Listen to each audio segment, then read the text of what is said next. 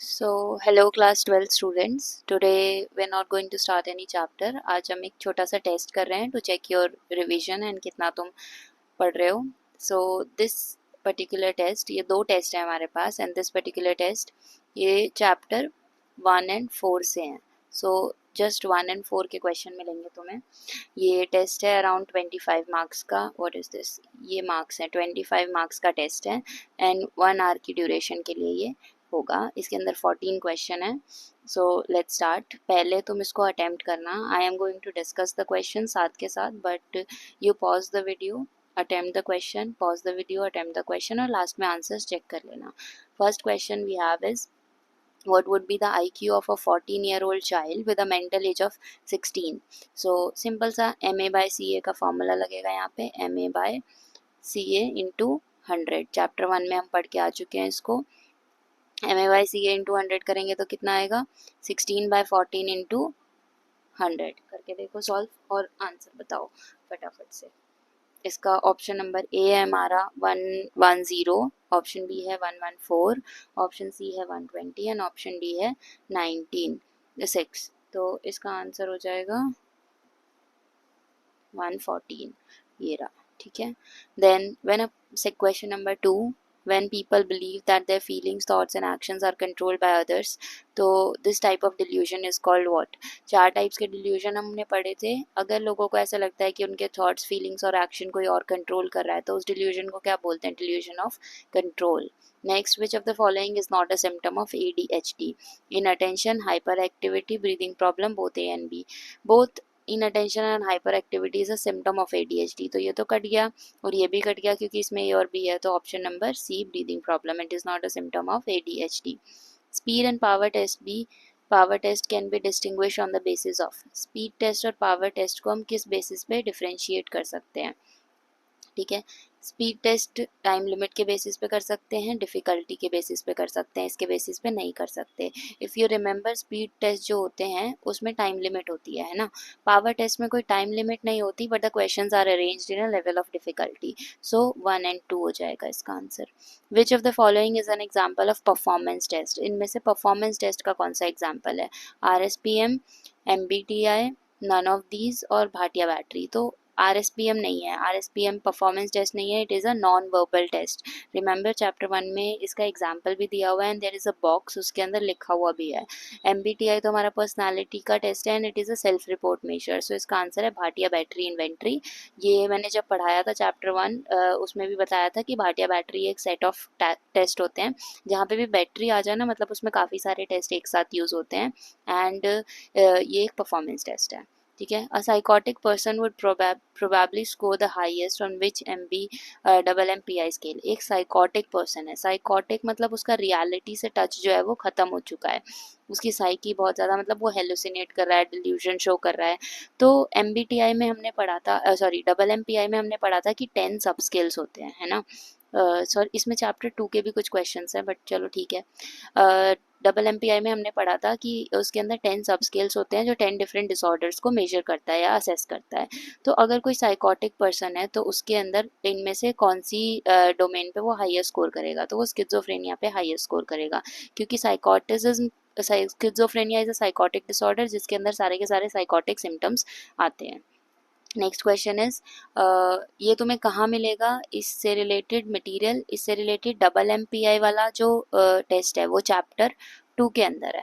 ठीक है. और स्किज़ोफ्रेनिया और साइकोटिसिज्म से रिलेटेड जो है वो चैप्टर 4 के अंदर है. तो कई बार इस टाइप के क्वेश्चन बोर्ड में भी आ जाते हैं जिसमें वो एक दो चैप्टर को ना कंबाइन करके मर्ज करके क्वेश्चन पूछ लेते हैं.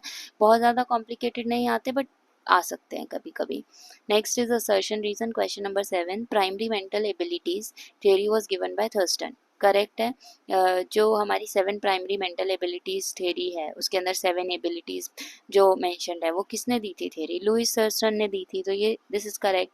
द रीज़न क्या है? There are 7 primary mental abilities mention is in this theory which are all independent of one another. तो ये भी सही है कि उसके अंदर 7 मेंटल एबिलिटीज़ होते हैं और वो एक दूसरे से इंडिपेंडेंट होते हैं. तो बोथ आर करेक्ट, बट ये एक दूसरे को एक्सप्लेन नहीं कर रहे हैं. सो इसका बी हो जाएगा answer. Next we have marked impairment in establishing social interaction and living in their own world. Repetitive behavior pattern, non-existing poor language skills are three major characteristic of which disorder. अब क्या क्या characteristics है? Mark impairment इन establishing social interaction, ठीक है, वो social interaction नहीं कर पाते, सोशल रिलेशन स्टेब्लिश नहीं कर पाते, खुद की दुनिया में रहते हैं और रिपीटेड पैटर्न शो करते हैं, पुअर होती है बहुत ज़्यादा लैंग्वेज स्किल्स। ये कौन से डिसऑर्डर के मेजर कैरेक्टरिस्टिक्स हैं? तो these are the characteristic of autism disorder. Autism में हमने पढ़ा था ना कि ऐसे जो बच्चे होते हैं, ऐसे जो लोग होते हैं जिनको ऑटिज्म होता है, उनकी लैंग्वेज स्किल्स डेवलप नहीं होती है, अपनी दुनिया में रहते हैं, रिपीटेड पैटर्न शो करते हैं, सोशल इंटरेक्शन उनका उतना अच्छा नहीं होता। ये भी चैप्टर 4 का था। Next we have match the following. Match the following में देखो, first is panic disorder. Panic disorder में हेलुसिनेशंस नहीं होते, फियर ऑफ बीइंग सेपरेटेड भी नहीं होता, परसिस्टेंट सैडनेस भी नहीं होती। तो पैनिक अटैक का आ जाएगा हमारा फोर्थ, पैल्पिटेशन। ए का फोर्थ ये रहा। चेक कर लेते हैं, डिप्रेशन, परसिस्टेंट सैडनेस सही है। Okay, next which one of the following models propose that there are three functional units in brain focusing on sustained attention, receiving information and storing them and planning? तो इनमें से कौन सा model करता है ऐसा? पास मॉडल करता है। पूछा क्या है कि थ्री मेजर फंक्शनल यूनिट होते हैं ब्रेन के जो अलग अलग चीज़ों पे फोकस करते हैं, इन्फॉर्मेशन को अटेन करते हैं, उसको स्टोर करते हैं और प्लान करते हैं। तो पास model. Now we are moving to section B. Section B में 2 मार्कर क्वेश्चन है एक। Deepak has been diagnosed with generalize anxiety disorder.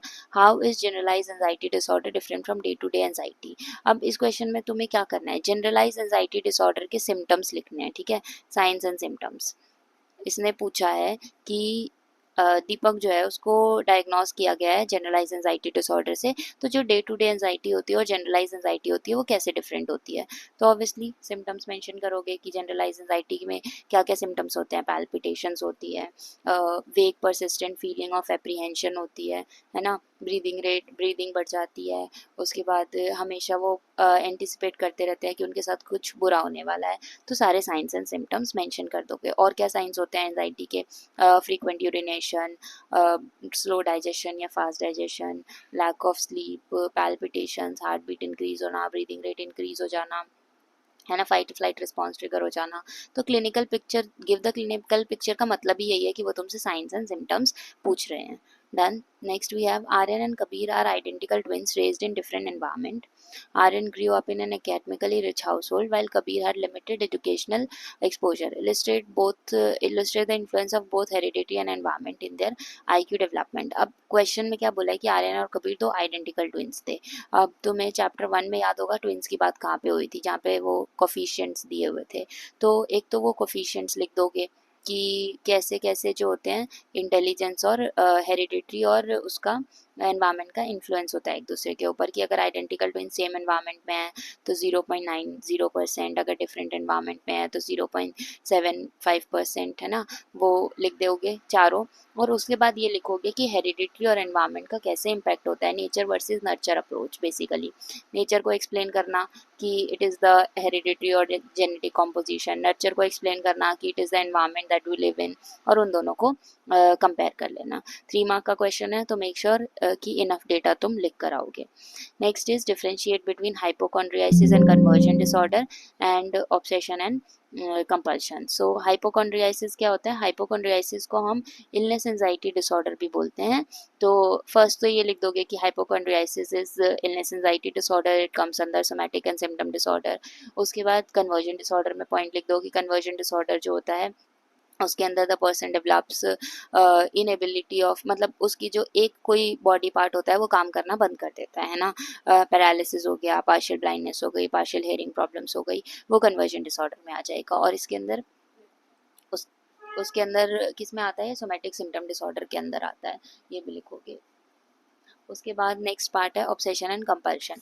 Obsessions are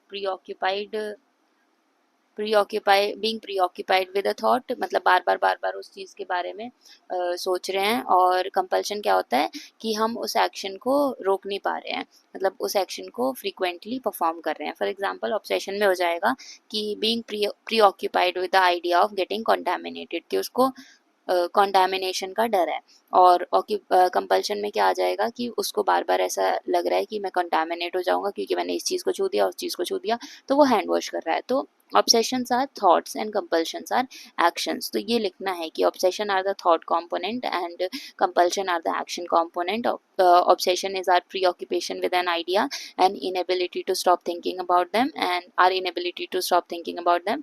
और compulsion में क्या आएगा? It is the action that we perform to reduce our preoccupation या reduce the anxiety because of the thought. तो obsession compulsion हो गया. Next we have question number 14. इसके अंदर क्या बोला है? Any intellectual activity involves the independent functioning of three neurological system. Explain with reference to past model. तो हमें पास मॉडल एक्सप्लेन करना है। अब 6 मार्क का क्वेश्चन है, तो इसमें इनफ चीज़ें लिख के आओगे, मतलब देखना कि तुमने एक्सप्लेन किया है कि पास मॉडल किसने दिया था। It was given by Das and Naglieri and Kirby. उसके बाद इसके अंदर क्या क्या कंपोनेंट्स हैं, पी फॉर प्लानिंग हो गया, ए फॉर अराउजल अटेंशन हो गया, एस फॉर साइमल्टेनियस सक्सेसिव हो गया। उनको एक्सप्लेन करोगे विद प्रॉपर एग्जाम्पल कि अराउजल में क्या होता है, जब हमें किसी चीज़ से कोई स्टिमुलस हमारे सामने आता है तो हमारा अटेंशन उस पर जाता है, and it should be neither too high not too low, क्योंकि अगर बहुत ज़्यादा हाई होगा, बहुत ज़्यादा लो होगा तो हमारा अटेंशन उस पर नहीं जा पाएगा।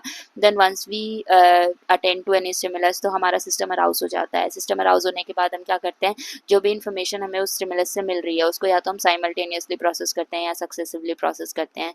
Then give example of simultaneous and successive processing. उसके बाद बोलो प्लानिंग, और ये जब हो जाए तो उसके बाद CAS एक्सप्लेन करो। CAS क्या था? कॉग्निटिव असेसमेंट सिस्टम, जो दास एंड नेगलेरी ने इसी मॉडल पर बेस करके दिया था। सो इतना तो एटलीस्ट लिख के आओगे क्योंकि 6 मार्क का क्वेश्चन है। अगेन ये जितने भी सब्जेक्टिव क्वेश्चन है ना, try to include flow charts और डायग्राम्स। जितने ज़्यादा फ्लो चार्ट्स और डायग्राम्स तुम्हारे क्वेश्चन में आंसर्स में होंगे उतना ज़्यादा विजुअली आंसर अच्छा लगेगा, और जितना विजुअली आंसर अच्छा लगेगा ना, मार्क्स उतने ज़्यादा मिलने के चांसेस होते हैं, गिवन कि तुम्हारा कंटेंट 100% एक्यूरेट है। तो ये हमारा एक टेस्ट हो गया। एक और टेस्ट है, उसको मैं नेक्स्ट वीडियो में डिस्कस करूँगी। इन द मीन टाइम ये सॉल्व करके चेक कर लो आंसर्स। MCQ के तो चेक कर लोगे। इफ़ यू वांट कि आंसर्स पढ़वाने हैं, उसकी क्वालिटी चेक करवानी है, तो सेंड द PDFs, मुझे मेल कर दो, मैं वहाँ चेक करके तुम्हें रिव्यू दे दूँगी या फीडबैक दे दूँगी। So that's it.